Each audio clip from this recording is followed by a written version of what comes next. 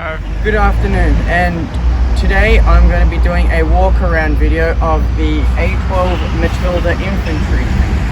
The A12 is the successor of the Matilda 1, its predecessor, by improving its armor, firepower, and crew accommodation basically.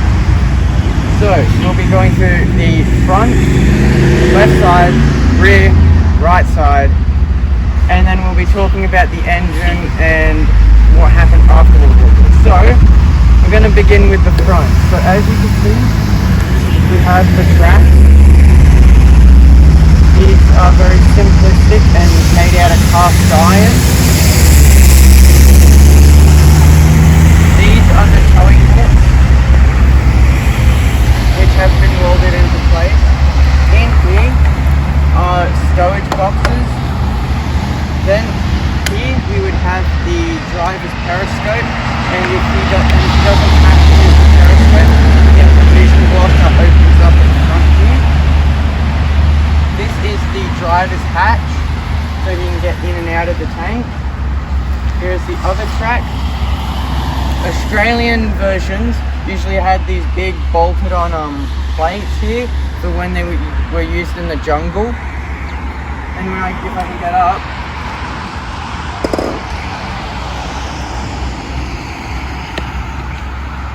then we have these gun shields here.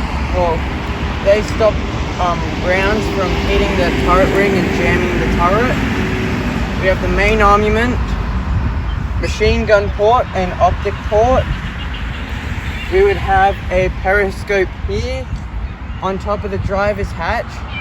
The ventilation port was here, and I'm pretty sure another periscope was here. This here is the loader's hatch.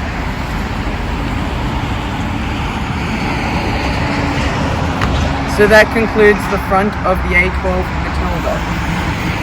Now we are onto the left side of the Matilda tank. So as you can see, this is the left side. The suspension the Matilda 2 used was coil springs. As you can see, these are the maintenance hatches to get to the suspension. It also had this design here, so when the mud gets taken up by the tracks, it gets dumped out the sides here. These red lines here show how deep it can go into the water when it's wading. And then here is where the engine would be in there. Here is the plaque for where the crew was. So this is the crew that served in this specific tank. These holes in the side of the turret are where you'd mount the stowage boxes, toolboxes, and other forms of storage. And that concludes the left side of the Matilda.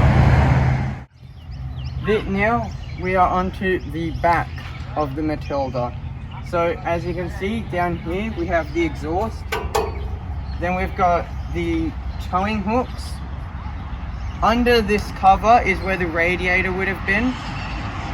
Then we have the tracks, and the exhaust goes up into the engine manifolds up there.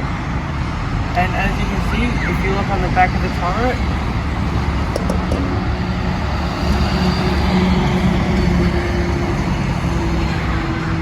here we have one of the towing hooks for lifting the turret off for maintenance and construction.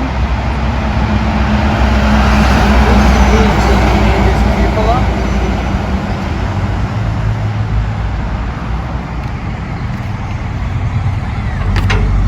And that will conclude the rear of the Matilda. Alright, so this is the right side of the Matilda. As you can see, we have the mounting points for more stowage on the side of the turret. Just going to blur this out. And if we look here, we can actually see where one of the maintenance hatches are missing. It's missing on the other side. And if we look in there, if you look in there, you can actually see the coil spring suspension in there. This would also act as a step to get into the vehicle. This was how you would tension the tracks on it. So if you had to take let's say you broke a piece of suspension, you would undo that, then the wheel would come in and the tracks would go loose. You disassemble the tracks, you take the tracks off, you jack the tank up, and then you fix the suspension bogey or spring that has broken and needs replacing. Done. Okay, go. Almost 3,000 of these tanks were built during the war. They saw action in France, North Africa, and the Pacific Campaign.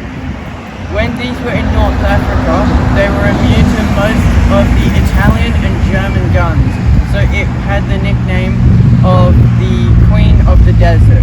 The only gun that they had that could take this tank out was the long 88mm that was used at that specific time period, usually a field-mounted point like the anti-aircraft guns.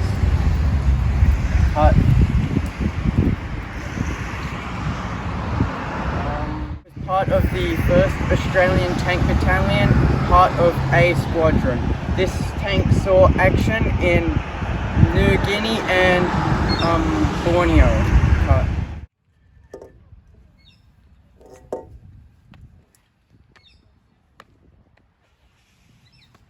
The main weapon of this tank was a 2-pounder or 40mm anti-tank gun, and it had a coaxial Beza 7.62mm machine gun in this port right there. And now we'll go on to the engine.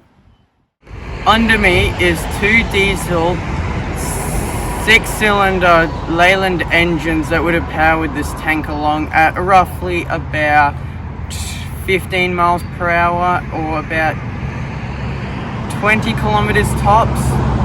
And the reason why it's this slow is because this is an infantry tank, so it would have had to keep up with the foot soldiers. There were many variations of this tank that was produced during and post-World War II. These include a dozer version, which had a dozer blade mounted to the front, a frog version, which had a flamethrower instead of the 40mm gun.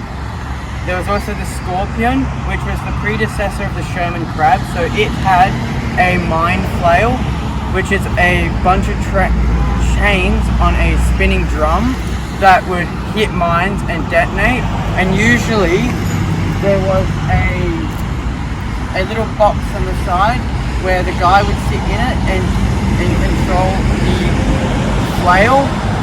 There was also the canal defense light where they removed the turret of a Matilda and they put a massive searchlight in a armored box that moved, and that would have been used to spot enemy ships. Hedgehog. What? Hedgehog. Oh yeah, there was also the Hedgehog, which is an Australian built conversion, which was a Matilda. It kept the turret, but on the back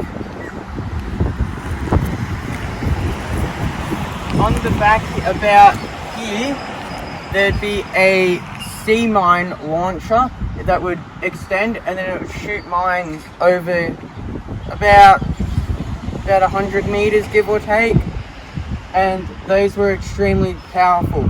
And there's only, I think, one of those Hedgehogs left, and it is at Punapukul, I think that's how you pronounce it, in Victoria.